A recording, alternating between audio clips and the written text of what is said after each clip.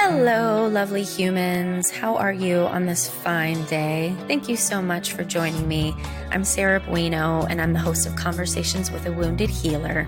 If this intro sounds a little bit different today, it's because I am recording in one of my fine friends' apartments. It's actually upstairs from my apartment because my internet is down. Boo-hoo. It's so funny how paralyzed we can become when our internet is not working. And literally everything that I had to do this week, I had to find another place to do it. So it's really interesting how reliant we have become on technology. At any rate, the person that I interviewed today is actually highly reliant on technology as well. And I am so fucking excited to introduce you to Gregory Scott. So Gregory Scott is an expert tarot reader, numerologist, and astrologer from Brighton, United Kingdom. He provides people with guidance and decisions that shape their future. Gregory can perform his readings via Skype, pre-recorded video, pre-recorded MP3, and telephone. And what he doesn't say in his bio here is every single day he posts readings on YouTube. So he'll post a daily tarot reading. When there's a full moon, he'll post an astrology reading about the full moon. Every week, he posts an astrology reading for the week, and he'll also do it for the month for every single sign. And this guy is so legit. And it's interesting. There's a part of me that thinks, oh, I shouldn't interview like tarot readers and astrologers. And, I should only interview people who are therapists and people who are doing evidence-based work. But fuck that, because there is evidence that there's something to it. And the reason, I think I've said this on different interviews before, the reason that I've come to believe in astrology is that when I work with my clients, when you see a bunch of different people in a week and the majority of them come in with issues under the same umbrella theme, you're like, there's something to this collective unconscious, something with the stars kind of guiding us. So truthfully, that's one of the reasons that I've come to believe in astrology. And I've talked before about my therapist and how she uses astrology. And every time I've gone into her and I'm like, Susan, what the fuck is happening in the cosmos right now? And she'll tell me, and it always makes sense. And truthfully, it makes me feel better. It makes me feel like I'm not alone. So it kind of gives me that common humanity that I really need as a person who tends to isolate in my own pain. So that's my take on astrology. You don't have to be into it, but whether you're into astrology or not, you're going to be into this interview with Gregory Scott because he gets really into his own journey through addiction and how he came to find his authentic self and how he helps others find their authentic selves. So I do hope you enjoy my interview with Gregory Scott. Hello, Gregory. Welcome to Conversations with a Wounded Healer. How are you? Hi, Sarah. I'm great. Thank you. Thanks for having me. I'm so excited. I was fangirling out just a second ago. So I just want to tell you and the listeners how this came to be. I'm super curious about astrology. My therapist knows a lot about astrology, so she talks about it all the time. And every time I've watched or listened to somebody talk about astrology, I just kind of tune out because it's too complicated and It's just not relatable. And so one of my best friends sent me your video for the full moon on May 18th. And first of all, I understood everything you were saying and I laughed my ass off. You said something about like, here, Pluto, you fix this for me. LOL, thanks. I was like, that is an astrologer I can get behind. And I've been listening to your stuff every day now. So I am just super excited to hear more about your story and all the details. I know I like to keep things simple because I need things to be simple to understand them as well. And astrology can be really dry. Yes. It can be a lot to like, Mars is this and no. It can get very boring. So I try and simplify it so it's accessible. And I also try and kind of, inject a bit of humor into it. So it's not like the planets are ruling your life. Right. And well, you do so well. I appreciate you. Thank you. Yeah. Thank you. And astrology is not all you do. Do you want to tell the listeners kind of the totality of your services? Yeah, what I do is I call myself an intuitive astrologer. I use numerology, tarot, and astrology. And I have so much earth in my sign. I'm a Virgo, and I'm a very practical person. So I haven't been very spiritual for the entirety of my life. I kind of had a spiritual awakening when I was 29, and I started to meditate. And I'd always been interested in the tarot, But once I started to meditate, I really kind of increased my intuition and it just became stronger and stronger. So because I'm so earthy, the divination systems I use, I read the symbols, and as I read the symbols, I kind of get intuitive messages in. So that's why I don't say I'm just a straight up astrologer or a tarot reader, because I do take my own messages and intuition into account when the messages come in. So the tools are just a doorway for me to open into my own kind of intuition. So like a psychic medium would need nothing and would just kind of receive messages. I need these tools to tap into my messages. And it was probably only 9 months ago when I finally understood that that's what tarot is. It's just a tool in order to read yourself. And tarot's like, it's become a daily part of my spiritual routine. Oh, I love the tarot cards. I found my first deck at 11 when I was at my grandmother's house. And something just drew me to them. So yeah, I've been doing the tarot my whole life and I just love the cards. And I would recommend anyone to do the tarot because it gives you so much clarity and it gives you perspective on things and you can never pull the wrong card. Right. It's the law of attraction at work. If you have any questions, you just intend it, you pull a card and you get an answer. It's the best. I love them. Right. There was a time where I was trying to make a really difficult decision and of course, I pull the Two of Swords. Makes sense. Right, I know. And I look online and I'm like, okay, I could pull a card for, one answer and pull another card for the other. And one card, it was basically, do I walk away from a negative situation or potentially negative? And the one card for, yes, I should stay. If I stay in it, it would be the Tower. And then if I walk away, it was the Ace of Pentacles. Oh, lovely. So that's a pretty clear message. Right? And I told one of my friends, and I had this fear of her thinking that I was letting the cards make the decision for me, but I was trying to be very clear and say, no, it's not the cards making the decision. It's the cards reading what I truly want to do, and this kind of giving me permission to do that. Right. It's confirming what you already feel, but you didn't give yourself permission to feel it or you didn't know it on a conscious level. Right. I get a lot of people when I do readings for them, they often say, thank you for confirming what I felt, but I couldn't articulate it. I now have the confidence to do that because you don't know me and you've just read my chart and you've just told me all of the things that I've been mulling over and kind of thinking about doing, but I didn't feel like I was able to do it. Yeah. A lot of people just want permission. Exactly. And it's funny that as a therapist, I'm doing the same thing. I need to be, I guess, courageous enough to bring tarot into therapy because I know some of my clients would be super into it. Yeah. And others wouldn't. Right. Oh, yeah. I know who not to bring it for sure. For sure. But I tend to attract kind of a woo-woo crowd. So, okay. Yeah. Well, I'd really love to hear more about your history. And I hear that you were using the tarot from the age of 11 and meditating at 29. And I know you're in recovery. I am, yep. Wherever you want to start with your story and how you got to where you are, having thousands and thousands and thousands, you guys, thousands of YouTube followers. So how did you get here?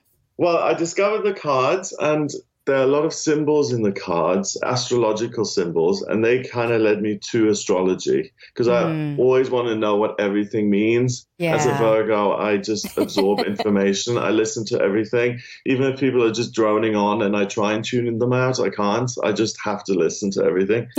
So I started looking at astrology myself when I was a teenager and I read books about it. But like we said earlier, I found it really dry and hard going because there was a lot to learn and it was really boring. What did interest me was the mythology. I've always loved Medusa and the Minotaurs and Medea and Hermes and all of those beautiful stories from mythology.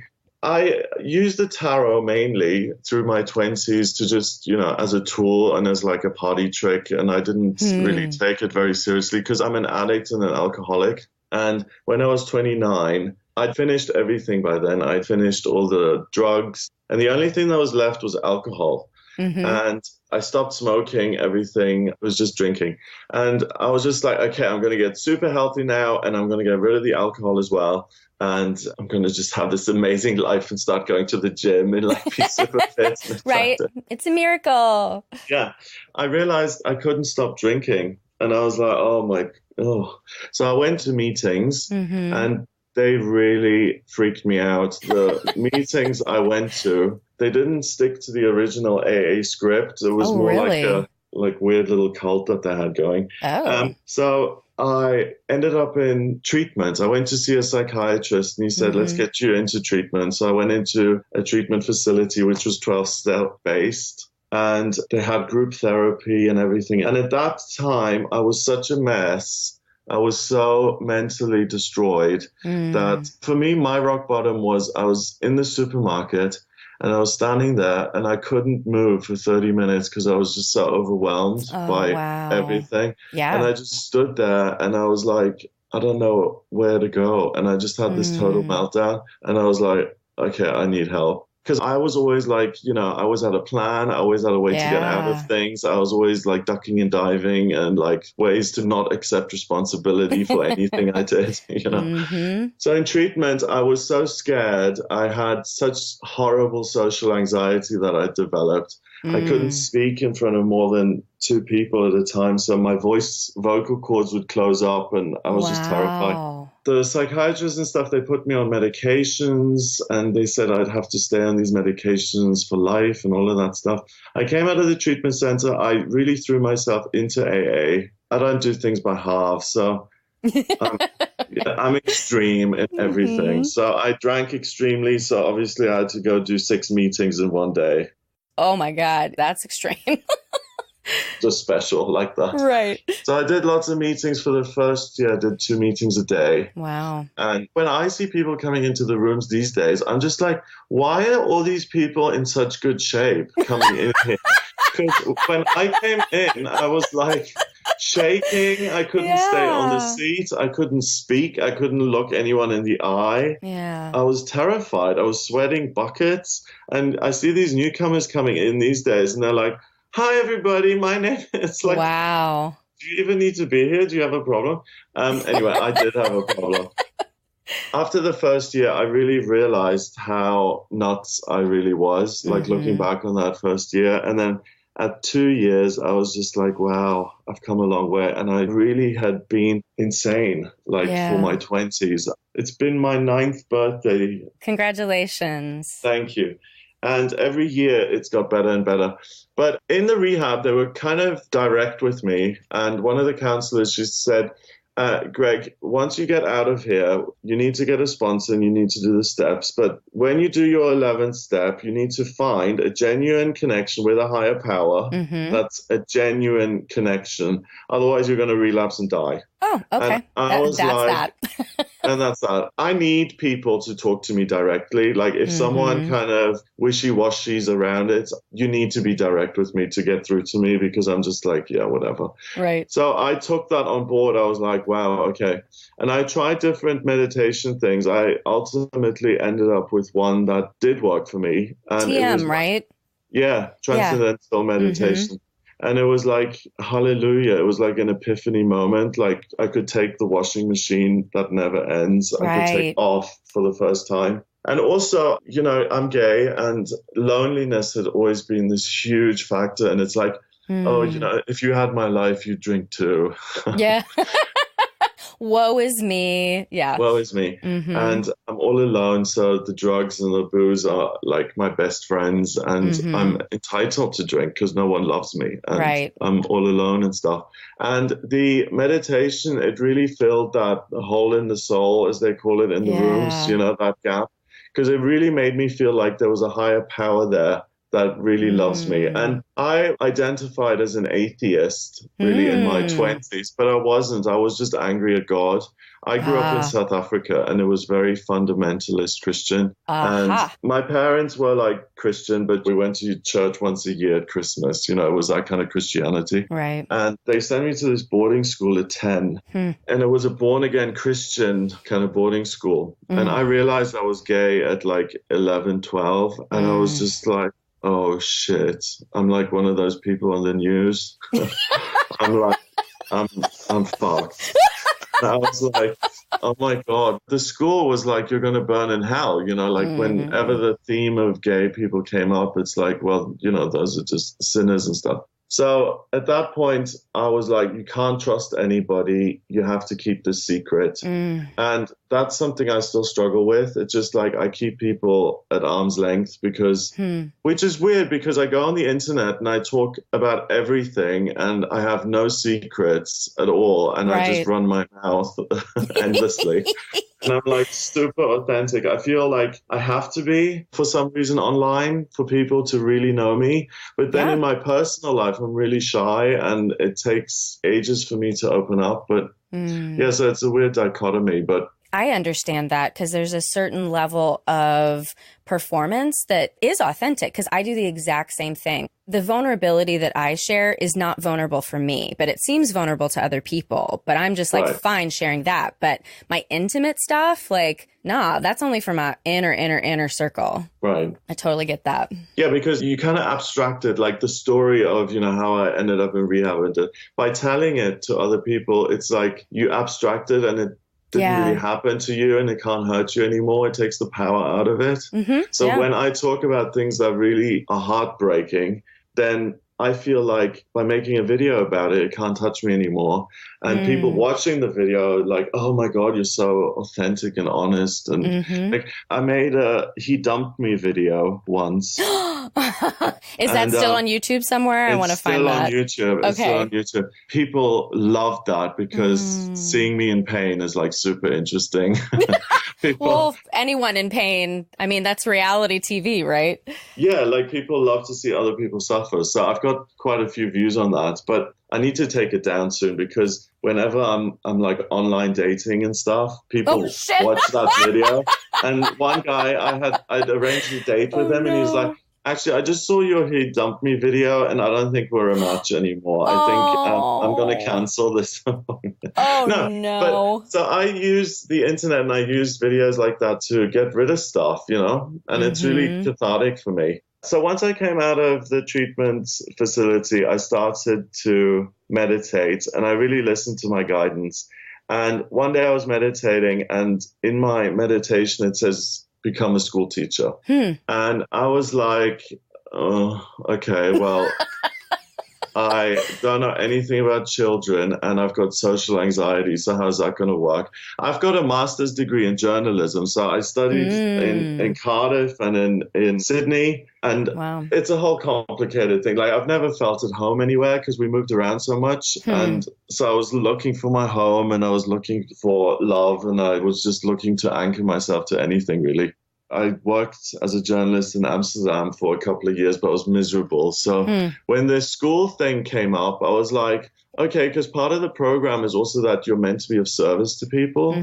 And I thought that by teaching, I could be of service to people. And I wasn't a very good teacher, so I don't know how much service I did. But it cured my social anxiety, which was good. Yeah. So it now allows me to speak in front of people. Although even doing this kind of interview, like at the beginning, my voice was shaking a little bit. I do still kind of get it sometimes. But then I kept meditating because I really didn't enjoy being a teacher. And I got the message one day in my meditation, and it's very banal and simple. And it just said, take your daily tarot reading and put it on YouTube. Wow. And I didn't know anything about YouTube. I thought you had to like pay to upload or to be invited or special or something. And I just did that and I'm still doing it. I would have never come up with the idea because it just didn't occur to me. So I started doing that and it started to turn into a business. People said, can you read the cards for me? And I was like, oh, wow, okay. Because my father was born in 1930s Germany. So it was like a very different generation. And he said, get your degrees and get a proper job, and fit into the system. The problem with me is that I'm a total weirdo and I can't fit into the system.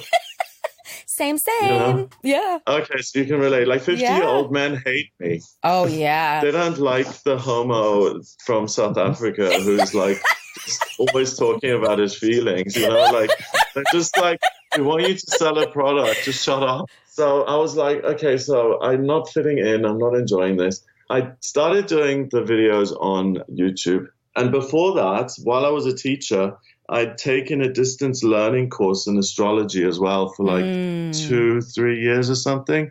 So I was able to do the astrology. So I started doing the tarot readings. I added the astrology to it. And it kind of started generating an income. But because I'm an earth sign, money to me has been a huge thing in my life. Like I was just so broke in my 20s. It was just horrific. It was like this poverty spiral that you can't get out of. You know, you live month to month. And the companies that I worked for deliberately did that so you wouldn't quit because you need your monthly income. You know, you can only just get by for the next 30 days. Yep. So I think that's the law of manifestation. If you desperately want money and you do work for the money, you'll never see a cent because you're squeezing the life out of it. Money is an energy and it just runs away from you, right? Wow. It's like anything. If you want love, if you desperately need to be loved, then you squeeze the life out of love, which is an energy, and you'll never see anyone care about you. When you fill that hole in yourself, so if you feel rich inside yourself, if you feel loved internally, which I've only been able to do through meditation. Yeah. So that's a gift from the universe to me. It's when you feel that need internally that it's matched externally. Yeah. So because I felt richer inside of myself and I didn't feel like it doesn't matter if I live in a crummy little place, it doesn't reflect on me as a person. It doesn't mean that I'm not valuable as a human being. I have value and money has nothing to do with that. And once I got that, I started to make a bit of an income with these readings. And once it was half of my day job's income as a teacher, I actually thought, you know what, I'm going to let go of the teaching. I'm going to take a risk. I'm going to make these readings full time. And I was able to bring the income back up to what I was earning as a teacher. Wow. And I had my own job, my own business. Yeah. And I could have never imagined that. No one in my family has been self-employed. Wow. And me, the social anxiety, drug addict, alcoholic, like something being on YouTube is like, what the fuck? So it was very surprising. So that's how you got here. That's how I got onto YouTube. It was given to me. I could have never imagined it myself. I love your story. Thank you for sharing all of that. And I try to tell people that too about like when you're on your path that the universe wants you to be on, things just kind of roll out like the red carpet. And not that there's no pain involved in that and no hard work, but it's been like the past 5 years since I've owned my own business where I really am trying to get with my higher self and get authentic answers. And whenever I make a choice that's off my path, I can feel it. The vibration is different and I can just feel it. You struggle. Yeah. That is an understatement. Yeah. Yeah. If I'm in charge of my life, I run it into the ground. Yeah. My best thinking gets me into rehab. Right. So I have to get out of the driver's seat and let my higher self take over and take charge of my life. And I have to trust it. That's a huge thing as well. Right. But once you start to see the higher self taking over and changing your life for the better, you have evidence and you can see it working in your life. So I'm totally hands off. I'm just like, universe, tell me what I'm supposed to be doing. And I try and input as little of myself as I possibly can. Yeah. And you say that you're a weirdo. And I think I'm a weirdo too, but I think the way that Western culture has shaped our thinking is what's weird, truly, because when we are living with our higher self, things are functioning much, much better. I mean, I see people every day in treatment who come in and they've got these amazing jobs and these amazing families. And they're like, why am I not happy? And I'm like, this isn't your life. You've created something that's not yours. Yeah. I see it all the time. And I try.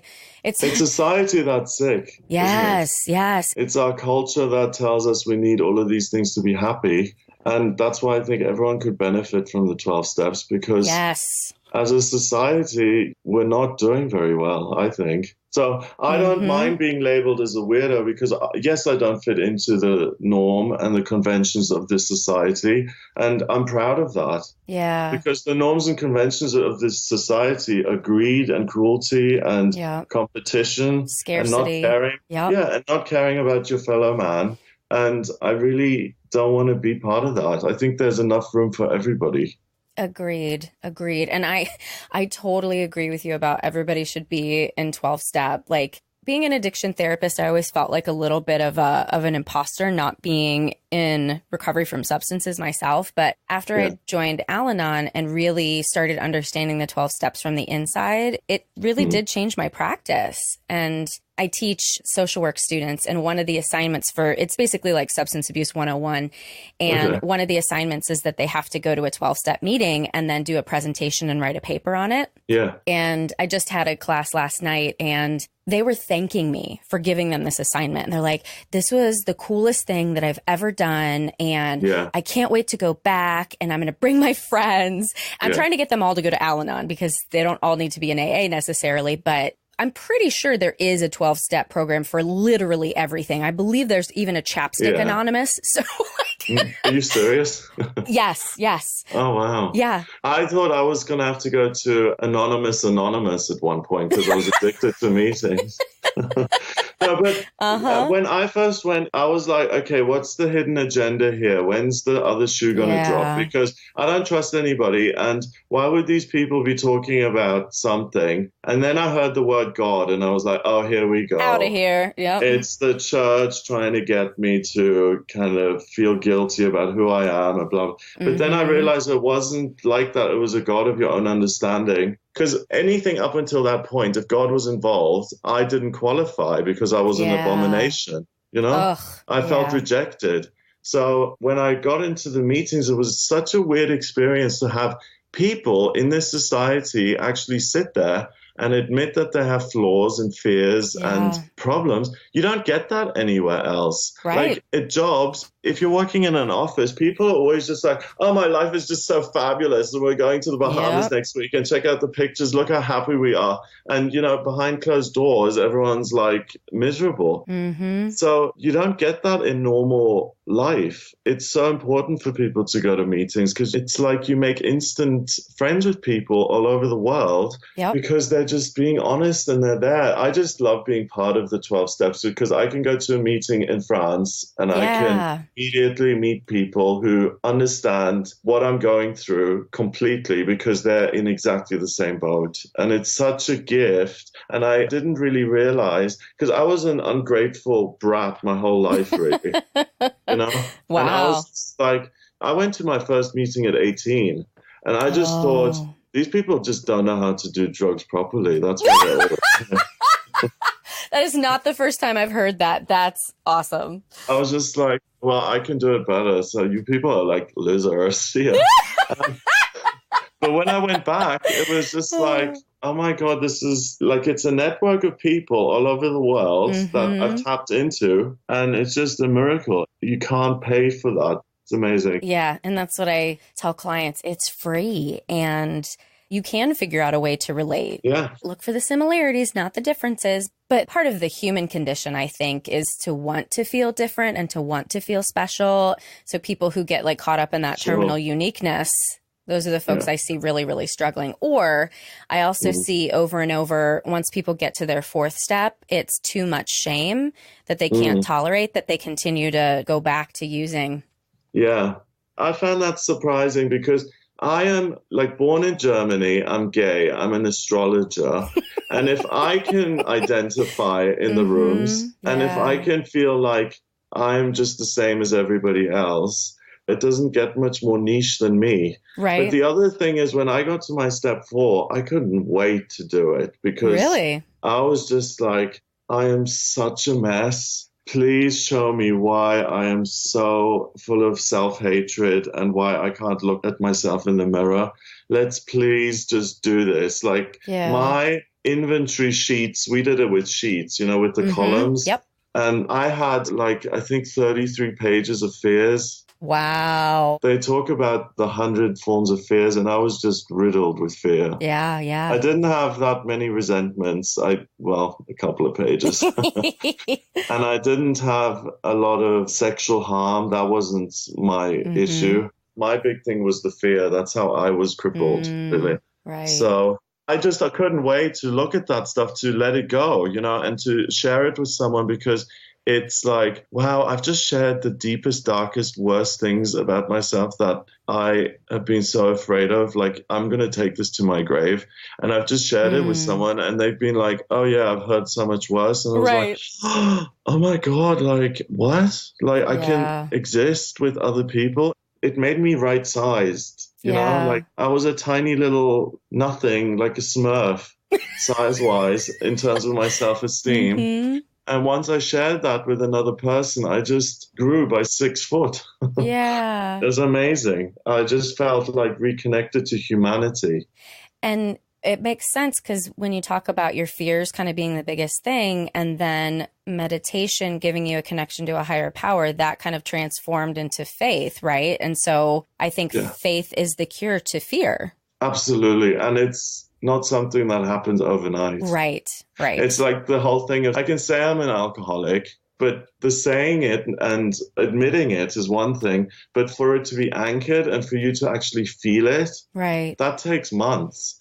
And with the faith thing, I can meditate and, you know, sit cross-legged and go and stuff. And I can do that for a while. But to actually feel a connection with something out there that loves you and that's bigger than you and that has an amazing plan for your life, that takes a while to build. Yeah. With the whole faith thing, I was always like, it's all right for you people who are dumb enough to have faith. Right, right. It's a crutch. Yeah, because I wish I was as dumb as you so I could just have faith and have this trust in my life. Yeah. But I'm just so intelligent and so special that I just don't get to believe and I just don't get to have that support in my life. And when I was able to let go of that and realize that I'm just like everyone else, and that I'm not really that clever at all. And I saw the evidence in my life. That's when I was able to start having some faith. Yeah, that's such a cool transformation. It is. I feel like I'm living 2 lifetimes in one. I often really feel that about many of my clients and the people that I see who identify as alcoholics and addicts, that like, how the fuck have you done so many things in one lifetime? It's crazy. It's like definitely like cats with 9 lives for sure. Right. I feel like I'm the same person, but I'm a completely different person. Yeah. I'm always that little 5-year-old boy who doesn't have a clue. Yeah. But I pretended to have a clue for the first 29 years, and I put on this big facade and this front. And now that's just been stripped away, and I just try and be as genuine as possible. And by doing that and not getting involved in my life, that's such a weird thing to say, but keeping my thinking out of my life, trying to keep what I think is best for me out of my life, and instead deferring to something bigger than me that's more powerful. And that in itself, for any alcoholic and addict to say, I am not God, I am not the center of the universe, is like error does not compute. Right. Because I am like it. I'm the center of the universe and everything revolves around me. And once I was able to let go of that, it was just like, thank God. What a relief. Yeah. It's such a relief. Yeah. It is. It is. Well, let's shift into the healer question. I'm really curious your answer to this. Would you consider yourself a healer? Yeah, I would. Because, first of all, in the astrology, I've got Chiron in my first house, and Chiron is the wounded healer. He was the centaur who taught all the other gods medicine and then ultimately sacrificed himself. I think it was for Hercules, who'd had something thrown at him that was going to kill him. So the first house is the house of self. And because I've been in so much pain for the majority of my life, first of all, I feel I can empathize with other people's pain and I have compassion for it and I understand it and I can relate to it.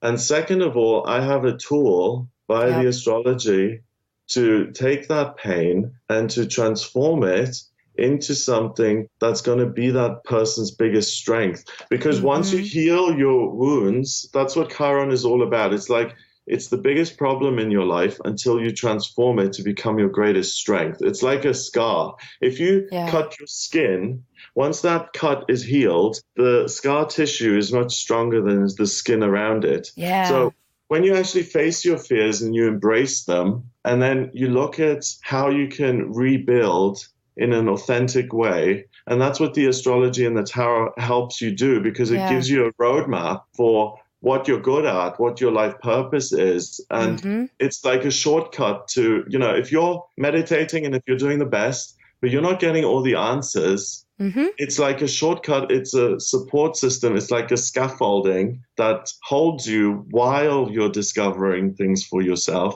And it gives you a plan. That's healing in itself, because you're now taking action in your life. You feel like you're back in control to a certain extent, while working with your higher self that says, we're going to do things together. We're going to work on good things. We're going to work on things that are healthy and positive and that are going to make our life better. So for me to be a facilitator and be in the middle of that and talk to someone who's in pain, to look at their chart, to analyze it, to see what they're good at, to tell them this is what you're good at, try it, for them to actually then do that and thrive. And to watch that transformation is such a privilege for me. Right. Yeah. And that's what I consider healing. So I would consider myself a wounded healer, because I'm in pain and trying to make the best of my life.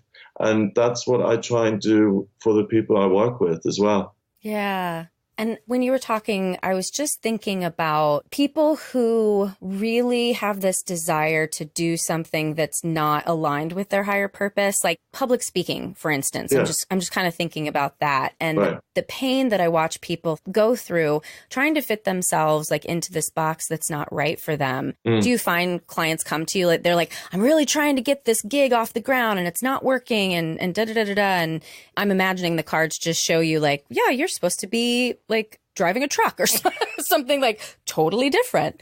Yeah, I do. People who are totally out of touch with their own feelings and their own intuition sometimes are on completely the wrong path. I've got people who are meant to be communicative healers, so therapists and hypnotherapists and even physical healers like massage therapists, chiropractors, nurses, doctors, working in sales. Yes. I get people who are totally out of touch with their own nature. And then I say, well, do you know what? I'm sorry, but I disagree. I don't think you should be the number one salesperson in the country. I think that you need to retrain and do this. But it's my opinion. Certainly mull that over and decide for yourself. This is just what I think. And no one's going to have a better understanding of you and your life than you yourself. So that kind of message forces people to look within at least and to check in with themselves for the first time sometimes. But a lot of the people I speak to are really in touch with themselves anyway, and they're just too scared to step into the role that they want to be doing. Yeah. They already have the right idea and there's a lot of fear, and they just need someone to give them permission to say, do you know what? You can work independently. You can express your own unique views. Yes, it's okay if not everyone agrees with you. Yeah. But that is your part. That's your purpose. Personally, I feel that a lot of people, most people, I mean, they're the lucky ones who know that they're a veterinarian at 7. Right. They're the lucky one. But most people fulfill their life purpose in their 40s, 50s, and 60s. It's not like an overnight thing. Right. It really isn't. You grow into it. I keep trying to remind myself that because I just turned 40 and I'm like, but there's so much left to do in this lifetime. I don't have time.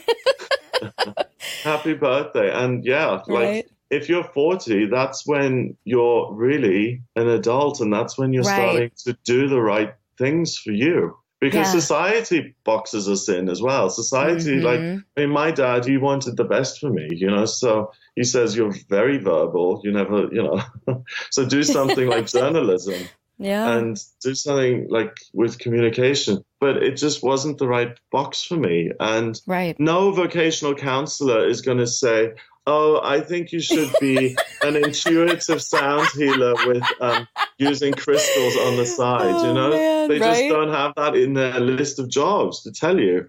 So figuring it out yourself takes a while. You just said crystals, and my heart just burst because I am so obsessed with crystals. Tell me how you use your crystals. Well, I'm very earthy, so I do everything very simply. I hold the crystals and feel the energy and just close my eyes and just connect with them. That's it. Oh, well, okay. Fine. I wanted some magical answer. There's not a lot of magic with me. There's not a lot of hidden mystery secrets. It's like, when am I going to meet the love of my life? usually the answer is once you raise your vibration Yeah. to actually match the right person coming in, Yeah. and then it looks good in January and February. Right? Yeah. It's really like dry and clear cut. And I'm not a fortune teller. I'm someone who identifies what you're putting out there, what you're going to get back as a result of that, how you can change that, and how you can be what you want to get, because that's the only way to get it. Yeah. We're coming up on the end of the hour, and I want to make sure people know how to get in touch with you. I think you offer like an intro astrology class or an intro tarot class. Tell people all the things that they can use you for. Thank you. I've got tarot course on my website, and I've priced that really cheaply because I want everyone to be able to read the tarot, because it is such an amazing tool. And as soon as you pick it up and as soon as you start reading it, it takes your intuition to the next level, because it's like it forces you to think along those symbolic lines. The intuition is like any muscle. The more you use it, the stronger it gets, right? Yep, this is from someone who never goes to the gym, by the way. But that's how that's supposed to work. Yeah. Yeah. So the intuitive muscle is like, just pick up a deck of tarot cards, and it's not that hard memorizing them. If you put out a couple of cards every day, in a month or so, you'll remember what they mean. But also the great thing is that they're visual, they're symbolic. You can read them, but just by looking at some of them. Yeah. I also offer personal readings on gregoryscott.com. And in my personal readings, I combine all three divination systems, so astrology, tarot, and numerology. So I draw up your chart by using your place of birth, date of birth, and time of birth. If you don't know the time of birth, you can order something called a chart rectification.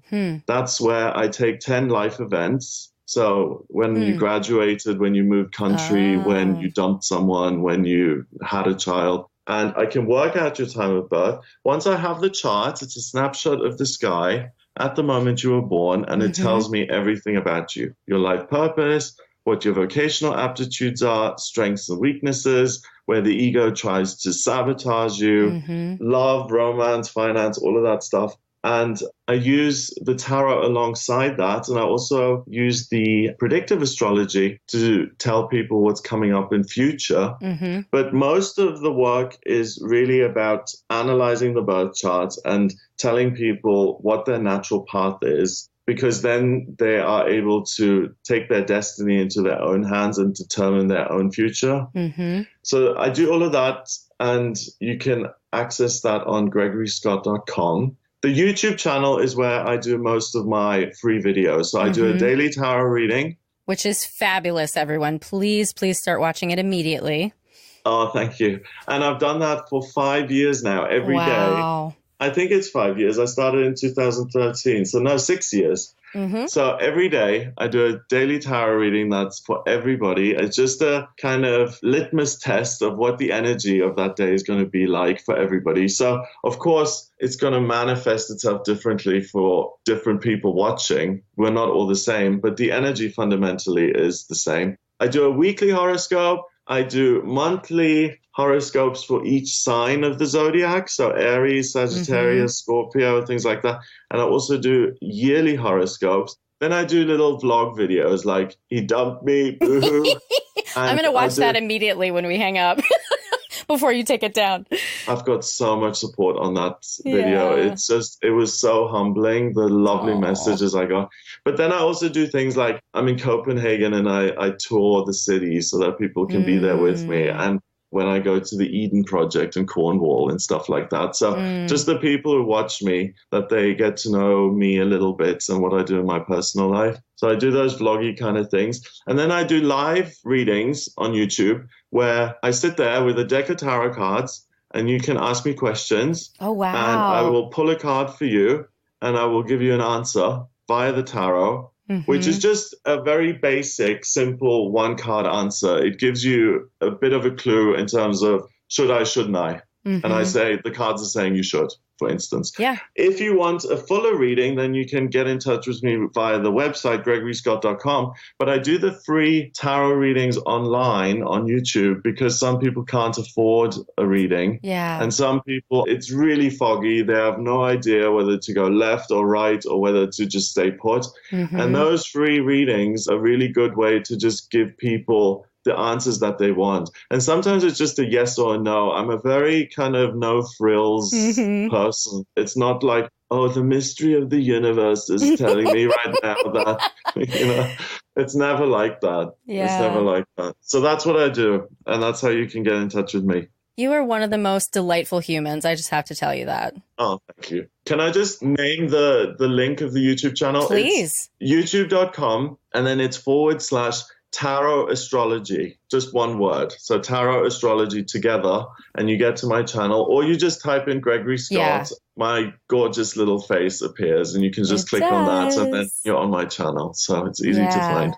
I've been watching it daily, and it's a delight. It's a delight. And I watched today's last night, and it was exactly literally what I talked about with my therapist earlier that day. You see, we all tap into the same energy. It's that collective unconscious that Jung was speaking about. We all have access to it. Yes. It's just whether we allow ourselves to go there. Yeah. That's what I try and encourage people to do, because you know the answers about you much more than any outside person will ever know.